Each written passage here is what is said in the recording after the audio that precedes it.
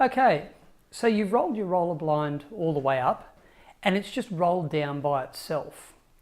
Now the cause of this is this chain drive here.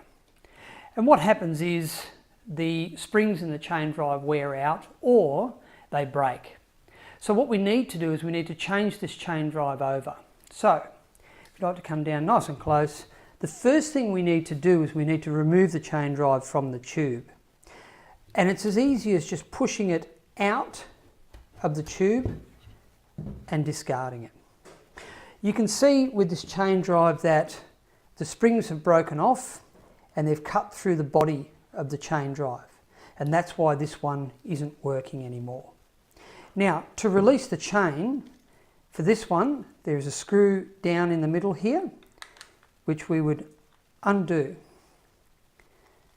Once we've removed the screw, we pull out on the shroud, the chain drive, and take the chain out.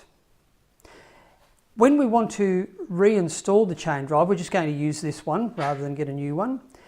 All you would do is, same thing, loosen the screw off, pull the shroud out, put the chain in, and then replace the screw.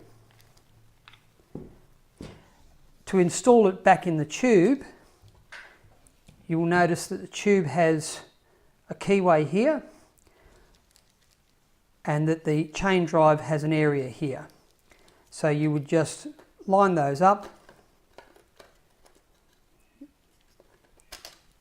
and push it back into the tube.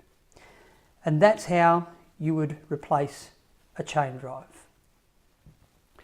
Right, so the second part of this video is showing you the amount of different chain drives there are and how to release the chain from them.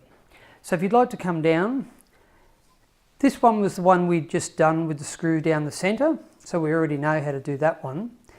However, there are others where there's no screw in the centre, there's just a clip there, you lift the clip up and push out. Once you've got the chain in, you would clip it back together. There are also others where you would squeeze in on this section here, push that through, and then it would come out from there. You would then slide the chain on and then clip it back together.